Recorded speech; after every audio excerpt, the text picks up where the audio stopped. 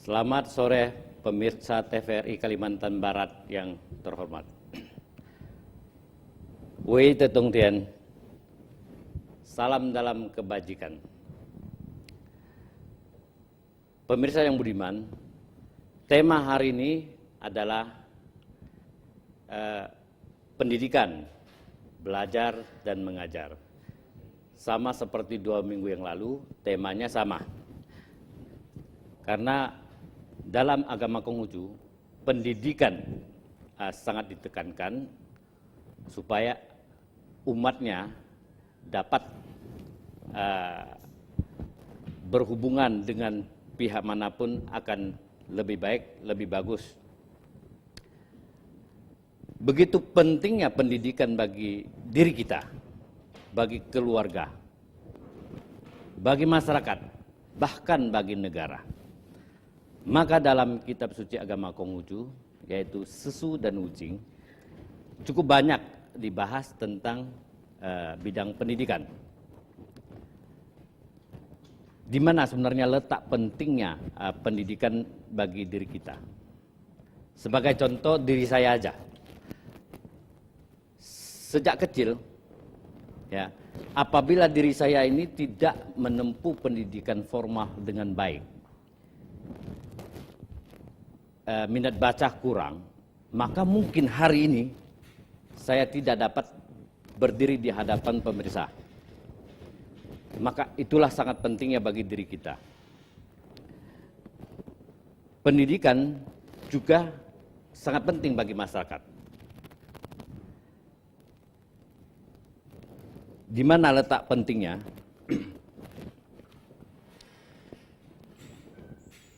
Pentingnya adalah dalam kehidupan keluarga, apabila di dalam keluarga semuanya mempunyai pendidikan yang cukup, maka keharmonisan akan lebih cenderung lebih baik. Saling pengertiannya juga akan lebih mudah tercipta. Di dalam Sesu Tengah Sempurna, pasal 14 ayat 2 berbunyi, di dalam kitab Sajak tertulis, keselarasan hidup bersama anak istri itu laksana musik yang ditabuh harmonis. Kerukunan di antara kakak dan adik itu membangun damai dan bahagia. Maka demikianlah hendaknya engkau berbuat di dalam rumah tanggamu. Bahagiakanlah istri dan anak-anakmu. Itu poin yang kedua, yaitu pendidikan penting bagi dalam keluarga. Poin yang ketiga adalah pendidikan begitu penting juga bagi masyarakat. Pendidikan dalam kaitannya dengan masyarakat dapat dibagi 3 bagian. Satunya adalah masyarakat sebagai penyelenggara pendidikan, baik yang diselenggarakan atau baik yang dilembagakan atau jalur resmi, maupun yang tidak dilembagakan atau jalur luar sekolah. Bagian yang kedua adalah lembaga-lembaga kemasyarakatan dan atau kelompok sosial di masyarakat, baik lembaga langsung maupun tidak langsung, ikut mempunyai peran dan fungsi edukatif. Bagian ketiga adalah dalam masyarakat tersedia berbagai sumber belajar, baik yang dirancang by design maupun yang dimanfaatkan. Karena manusia selalu berusaha mendidik dirinya sendiri dengan memanfaatkan sumber-sumber belajar yang tersedia di masyarakat. Misalnya ketika mereka bekerja, bergaul, dan lain sebagainya. Dalam Sesu, kitab suci agama Konghucu, salah satu ayat mengatakan bahwa dengan tanpa memberi pendidikan, lalu menjatuhkan hukuman berat, ini dinamai kejam. Dengan tidak memberi kesempatan bersiap lalu menghadapi pekerjaan sempurna, ini dinamai sewenang-wenang. Dengan tidak memberi perintah yang tegas, kemudian meminta pekerjaan segera selesai, ini dinamai pencuri. dan memberi sesuatu, tetapi ragu-ragu untuk menyerahkannya, ini namanya pelit. Jadi pendidikan bagi masyarakat bertujuan untuk mempertahankan nilai-nilai tradisional yang berupa nilai-nilai luhur yang harus dilestarikan. Seperti misalnya rasa hormat kepada orang tua, kepada pemimpin, kewajiban untuk mematuhi hukum-hukum dan norma-norma yang berlaku, jiwa patriotisme, ya, dan lain sebagainya. Pendidikan juga diharapkan untuk memupuk rasa takwa kepada Tuhan Yang Maha Esa. Poin yang keempat, pentingnya pendidikan bagi negara. Kepentingan pendidikan bagi pembangunan suatu negara dapat dilihat dari apa? Dari persentase alokasi pengeluaran negara pada anggaran setiap tahunnya, yang biasa disebut APBN, Anggaran Pendapatan Belanja Negara. Nah, aksi ini dianggap sebagai investasi yang besar untuk menjamin kemajuan yang berkelanjutan. Peran pemerintah dalam bidang pendidikan, di antaranya ada 3. 1, mengubah keadaan rakyat dari yang prasejahtera menjadi sejahtera. 2, melahirkan insan yang luhur dan bermoral menuju kehidupan yang lebih baik. Karena pendidikan merupakan salah satu penunjang utama dalam pembangunan sosial kenegaraan. Nah, 3 ini, yang 3 ini penting nih. Pengabaian dalam soal pendidikan oleh negara berarti mengorbankan kesejahteraan masyarakat dan mempengaruhi perkembangan suatu negara. Maka negara wajib mencerdaskan kehidupan bangsa sesuai amanat Undang-Undang Dasar 1945. Nah, dari penjelasan keempat poin tersebut, maka dapat disimpulkan bahwa pendidikan di Indonesia merupakan tanggung jawab bersama, sesuai dengan peran dan fungsi kita masing-masing. Nah, sekarang kita masuk dalam pembahasan pendidikan dalam perspektif agama Konghucu. Kitab suci agama Konghucu cukup banyak ayat-ayat yang membahas tentang pendidikan. Karena pendidikan merupakan tolok ukur bagi suatu negara. Apabila bidang pendidikan suatu negara itu berkualitas, maka hal ini menunjukkan negara tersebut cukup maju atau dalam kategori negara maju. Sebaliknya, sistem pendidikan suatu negara itu masih amburadul, baik tentang pendidiknya, kualitas pendidikan maupun sarana dan prasarananya yang tidak memadai, maka dapat dipastikan bahwa negara tersebut jauh dari kategori negara maju. Berikut saya akan petik beberapa ayat dalam kitab suci Sesu yang termaktub dalam Sabda Suci pasal 2 ayat 15. Nabi bersabda, belajar tanpa berpikir sia-sia. Berpikir tanpa belajar berbahaya. Nah, artinya adalah bahwa orang belajar saja tanpa mau berpikir sama saja dengan menghafal. Jadi nggak tahu tujuannya apa, ya kan? Manfaatnya apa, nggak tahu.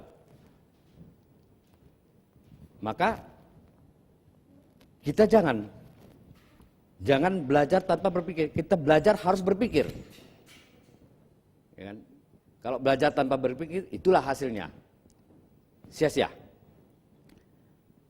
Nah, orang berpikir saja tanpa belajar, nah itu bahaya tuh.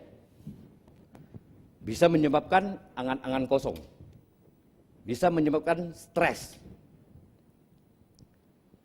Misalnya, ada seseorang ingin menjadi orang yang pintar. Ada anak ingin menjadi anak yang pintar. Tapi malas. Gak mau belajar. Nah, bagaimana ini bisa menjadi pintar? Karena belajar atau buku itu sumber ilmu pengetahuan. Ya kan? Apalagi sekarang zamannya internetan, ya kan? Mungkin dari buku-buku nggak ada, bisa dari dunia maya. Nah, belajar penting dari berbagai bidang kita boleh belajar.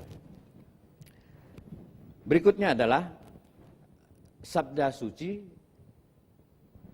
pasal 2 ayat 18. Murid Nabi namanya Ciceng. Ciceng ingin belajar cara mendapatkan kedudukan. Nabi bersabda, banyaklah mendengar, sisihkan hal yang meragukan, dan hati-hatilah membicarakan hal itu. Dengan demikian akan mengurangi orang lain menyalahkan. Banyaklah melihat, sisihkan hal yang membahayakan, dan hati-hatilah menjalankan hal itu. Dengan demikian akan mengurangi kekecewaan sendiri. Dengan pembicaraan tidak banyak mengandung kesalahan dan perbuatan tidak banyak menimbulkan kekecewaan, disitulah letaknya rahasia kedudukan.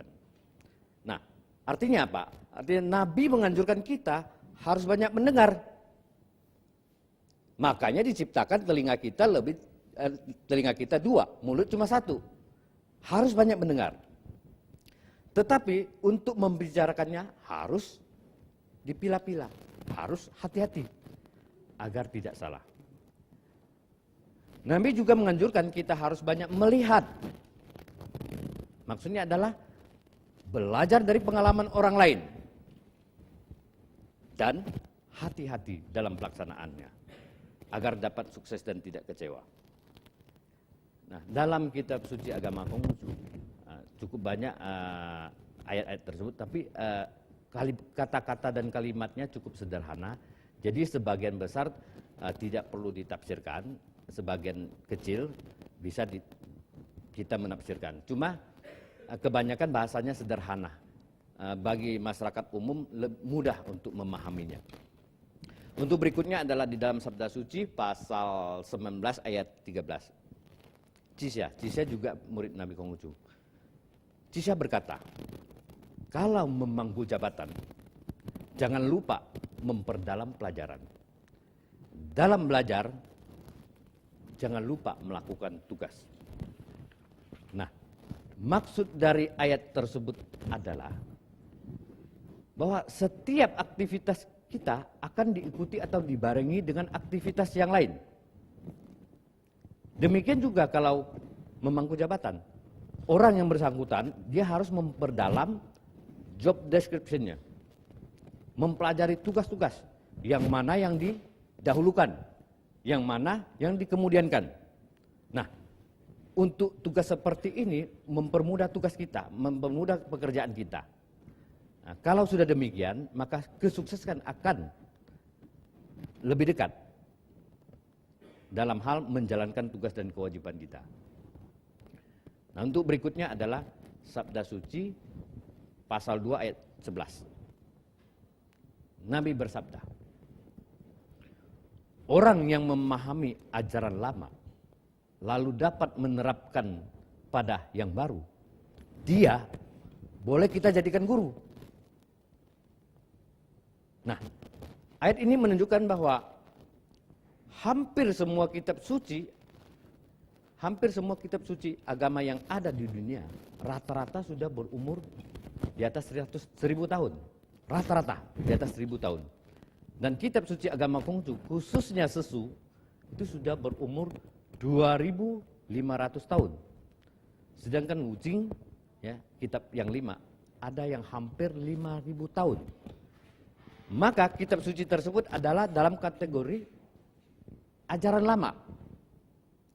Dan apabila ada orang yang dapat menerapkan menjadi yang baru, maka orang tersebut tentunya pasti mempunyai intelektualitas yang mantap, wawasan yang luas. Maka Nabi menganjurkan kepada kita bahwa orang tersebut boleh kita jadikan guru. Karena intelektualitasnya tinggi ya, wawasannya luas. Nah, kita boleh berguru sama orang tersebut. Berikutnya adalah Sabda Suci pasal 19 ayat 6. Cisya berkata, yang banyak-banyak belajar dan penuh semangat cita, yang suka bertanya dan mawas diri, bertenggang rasa, cinta kasih sudah di dalamnya. Poin yang penting dalam ayat tersebut adalah banyak belajar, semangat, suka bertanya, mawas diri, dan tenggang rasa. Nah, kesemuanya itu sudah ada di dalam cinta kasih. Makanya cinta kasih itu dikatakan bahwa cinta kasih adalah mengendalikan diri pulang kepada kesusilaan. Nah, orang yang belajar dengan benar sesuai apa yang dimaksud dengan Cisya, murid Nabi Konghucu, maka dalam kehidupan sehari-harinya selalu mempergunakan logika, sabar, dan tebal peri kemanusiaannya. Berikutnya adalah Sabda Suci pasal 1 ayat 1. Nabi bersabda, belajar dan selalu dilatih. Tidakkah itu menyenangkan? Maksud dari ayat tersebut adalah bahwa dalam hal belajar memang sangat penting disertai latihan. Karena dalam latihan kita lebih cepat menguasai apa yang kita pelajari. Dan juga untuk mengingatnya juga agak lama. Nah, kalau kita cepat menguasai dan mengingatnya lebih lama, bukankah hal itu menyenangkan? Makanya sabda Nabi mengatakan, belajar dan selalu dilatih, tidakkah itu menyenangkan? Ya, sangat menyenangkan. Ya. Berikutnya adalah Sabda Suci pasal 14 ayat 35. Nabi bersabda, aku tidak menggerutu kepada Tuhan yang Maha Esa, tidak pula menyesali manusia. Aku hanya belajar dari tempat yang rendah ini terus maju menuju tinggi. Tuhanlah mengerti diriku. Maksud dari sabda Nabi tersebut adalah mengingatkan kepada semua umat bahwa apapun yang terjadi tidak boleh menggerutu kepada Tuhan, kepada Tuhan, dan tidak boleh juga menyesali sesama manusia. Tetapi kita harus belajar dari yang paling dasar hingga tingkat yang paling tinggi. Dengan demikian akan mengantarkan kita pada titik yang dikehendaki oleh Tuhan. Untuk berikutnya adalah di dalam Sabda Suci pasal 8 ayat 17. Nabi bersabda, di dalam belajar hendaklah seperti engkau tidak dapat mengejar dan khawatir seperti engkau akan kehilangan. Tidak dapat mengejar. Berarti kita buru-buru nih untuk mendapatkannya. Seperti akan kehilangan pula. Berarti kita harus hati-hati menyimpannya. Nah, itu belajar. Makna dari ayat ini mengatakan bahwa belajar itu sangat luar biasa pentingnya. Nah, maksud dari ayat ini memberikan dorongan kepada kita bahwa kita harus bersemangat dalam belajar dan mengejar pendidikan setinggi mungkin untuk mensejahterakan diri sendiri, keluarga, ya kan? Dan juga mengabdi kepada masyarakat atau negara. Untuk berikutnya adalah dalam Sabda Suci pasal 13 ayat 20. Cikung. Cikung ini salah satu murid Nabi Konghucu. Cikung bertanya, bagaimanakah orang yang boleh disebut siswa itu? Nah, ini Nabi menjawabnya. Nabi bersabda, di dalam tingkah lakunya kenal rasa malu. Bila diutus ke luar negeri, tidak menghinakan perintah rajanya. Demikianlah seorang siswa itu. Cikung balik bertanya nih. Mohon bertanya orang yang setingkat lebih rendah daripadanya. Ini yang lebih rendah yang ditanya oleh Cikung. Nabi menjawab, yaitu seorang yang di dalam keluarganya terpuji laku baktinya. Dan di dalam kampung terpuji setiap sikap rendah hatinya. Cikung tidak puas lagi, tanya lagi. Mohon bertanya, orang yang setingkat lebih rendah daripadanya. Lebih rendah daripada yang tadi. Nabi menjawab lagi, yaitu seorang yang kata-katanya dapat dipercaya dan perbuatannya dapat memberi buah. Orang semacam ini, meskipun sudah mempunyai cacat rendah budi, ia masih masuk dalam hitungan. Rendah budi itu dalam bahasa Mandarinnya Xiaoren.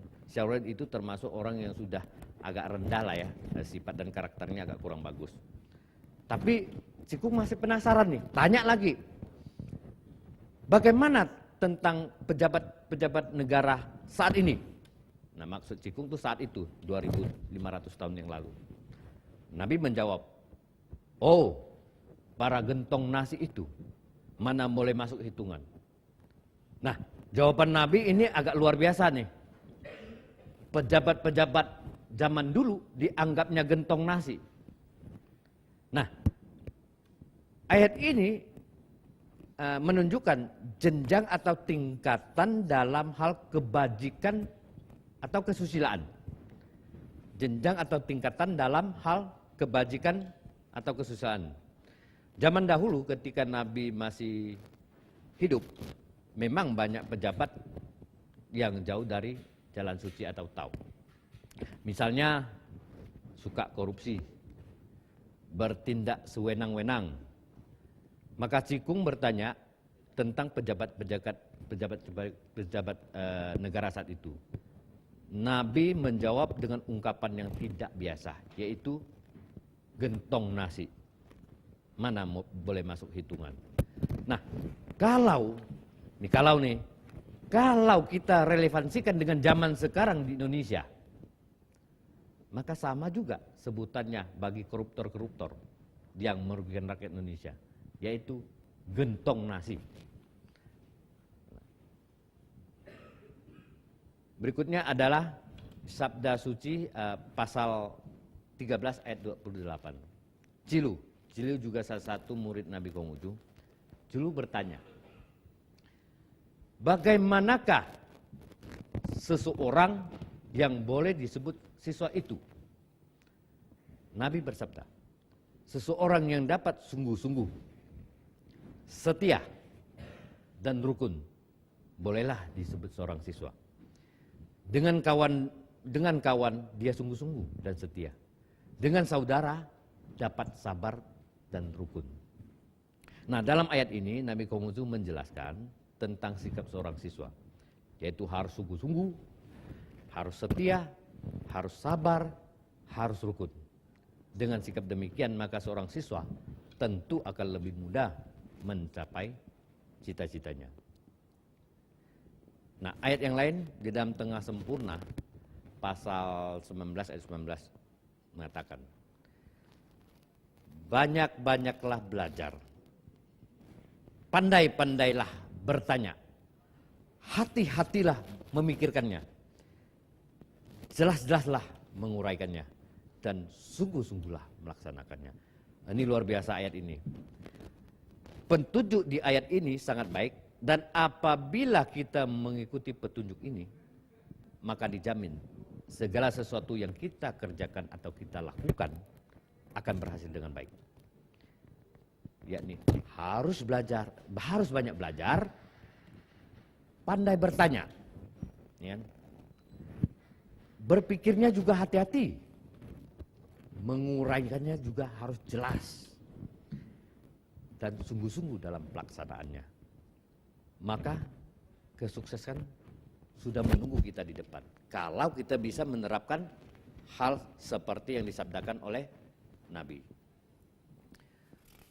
Untuk berikutnya adalah di dalam Tengah Sempurna pasal 19 ayat 20. Memang ada hal yang tidak dipelajari. Ada hal yang tidak perlu dipelajari.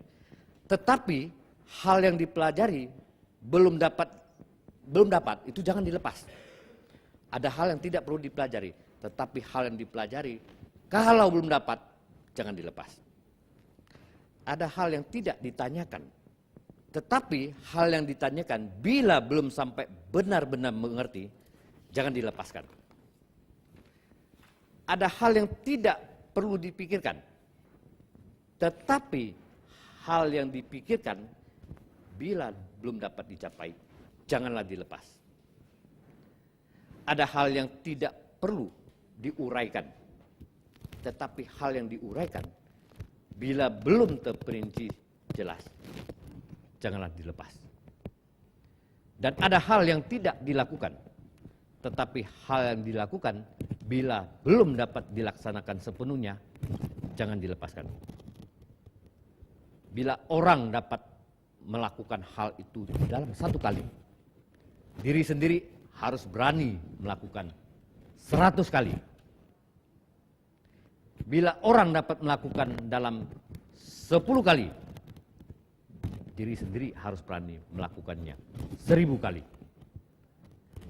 Ayat ini termaktub di dalam Tengah Sempurna pasal 19 ayat 20. Dan ayat ini adalah menunjukkan cara membangkitkan semangat belajar. Orang lain 1 kali, kita harus berani 100 kali. Orang lain 10 kali, kita juga harus berani 1000 kali. Coba dibayangkan. Kalau hal ini dilakukan dengan baik, maka sekalipun orang yang bodoh akan menjadi mengerti. Sekalipun orang yang lemah akan menjadi kuat. Dalam Sabda Suci pasal 17 ayat 8, Nabi bersabda, "Yu, pernahkah engkau mendengar tentang 6 perkara dan 6 cacatnya?" Dijawab oleh Yu, "Belum." "Duduklah, ku beritahu kamu. Orang yang suka cinta kasih tetapi tidak suka belajar, ia akan menanggung cacat bodoh. Yang suka kebijaksanaan tetapi tidak suka belajar, ia akan menanggung cacat kalut jalan pikiran. Yang suka sifat dapat dipercaya tetapi tidak suka belajar, ia akan menanggung cacat menyusahkan diri sendiri. Dan yang suka kejujuran tetapi tidak suka belajar, ia akan menanggung cacat menyakiti hati orang lain. Yang suka sifat berani tetapi tidak suka belajar, ia akan menanggung cacat mengacau. Dan yang suka sifat keras tetapi tidak suka belajar, ia akan menanggung cacat ganas." Demikian penjelasan ayat per ayat dari saya. Sekian dan terima kasih. Wai tertujuan.